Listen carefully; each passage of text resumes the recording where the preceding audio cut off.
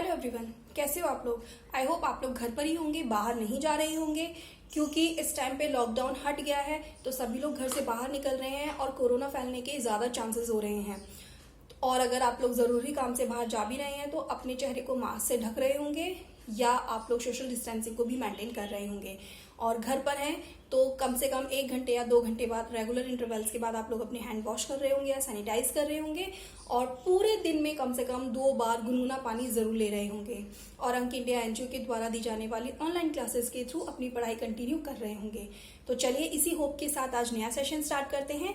आज के हमारे नए सेशन का सब्जेक्ट है साइंस और साइंस में आज हम पढ़ेंगे मूवमेंट ऑफ अर्थ यानी पृथ्वी की गति। ये हम सभी जानते हैं कि पृथ्वी हमारे सूर्य के चारों तरफ चक्कर लगाती है, तो वो किस गति से लगाती है आज हम उसके बारे में पढ़ेंगे। तो चलिए शुरू करते हैं।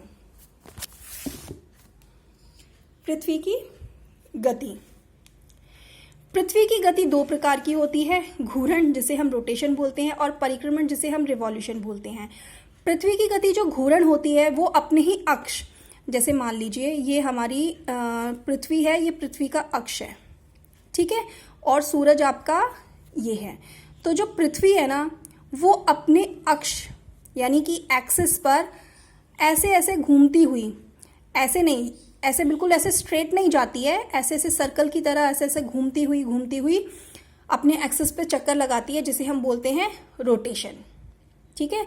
और ऐसे ये अपने एक्सिस पे ऐसे घूमती हुई इस तरीके से सूर्य के चारों ओर चक्कर लगाती है। ऐसा नहीं है कि सूर्य के चारों ओर इसी डायरेक्शन में एक सिंगल डायरेक्शन में चक्कर लगाती है, नहीं, वो अपने उस पे ऐसे एक्सिस पे ऐसे ऐसे घूमती हुई जाती है, ठीक है। तो उसे हम बोलते हैं घूर्णन यानी कि रोटेशन। और परिक्रमण का मतलब होता है रिवॉल्यूशन, यानी कि वो सूर्य के चारों तरफ चक्कर लगाती है। घूर्णन मतलब पृथ्वी जब अपने ही एक्सिस पे चक्कर लगाती है उसे हम रोटेशन या घूर्णन कहते हैं, और जब वो सूर्य के चारों तरफ चक्कर लगाती है तो उसे परिक्रमण रिवॉल्यूशन कहते हैं। पृथ्वी अपने अक्ष पर पश्चिम से पूर्व की ओर घूमती है। जो इससे पहले वाला प्लैनेट था, वीडियो था आवर प्लैनेट्स, उसमें मैंने बताया था कि जो शुक्र ग्रह और जो अरुण ग्रह है यानी कि यूरेनस ग्रह जो है और वीनस ग्रह जो है वो क्या करते हैं, पूर्व से पश्चिम की ओर घूमते हैं, यानी कि वो उल्टे घूमते हैं, बाकी सारे पश्चिम से पूर्व की ओर घूमते हैं, ठीक है, जिसे पृथ्वी की दैनिक गति कहते हैं, ठीक है। पृथ्वी यानी कि आपकी जो घूर्णन है वो उसे हम क्या बोलते हैं, दैनिक गति भी बोलते हैं। पृथ्वी को एक घूर्णन करने में 23 घंटे 56 मिनट और 4.9 सेकेंड लगते हैं, यानी पृथ्वी अपने ही अक्ष पर घूमने के लिए उसे 23 घंटे 56 मिनट और 4.9 सेकेंड्स उसे लगते हैं। पृथ्वी के घूर्णन से ही दिन और रात बराबर होते हैं, ठीक है। अगर पृथ्वी अपने अक्ष पर नहीं घूमेगी तो दिन और रात बराबर नहीं होंगे।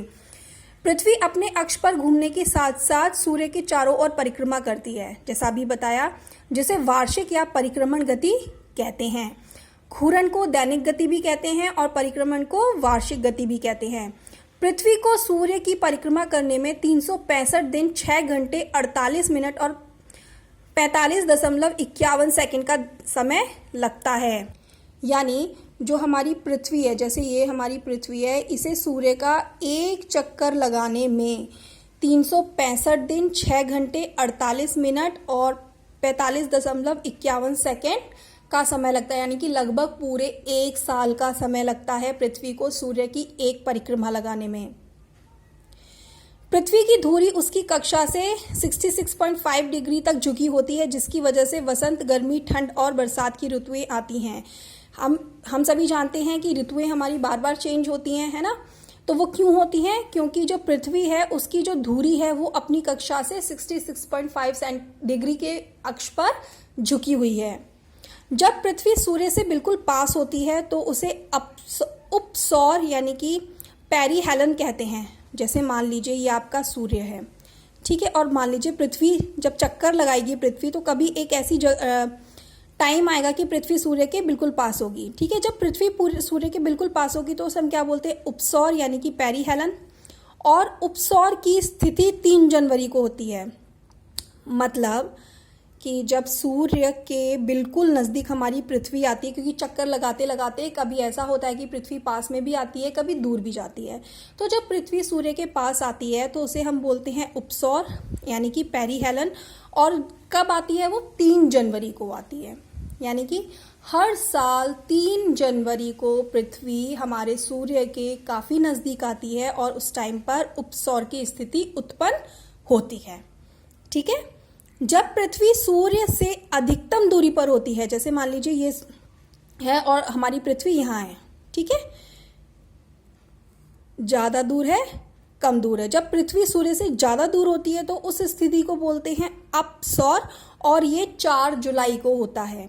यानी हर साल 3 जनवरी को हमारी पृथ्वी सूर्य के सबसे नज़दीक आती है, उस स्थिति को उपसौर कहते हैं।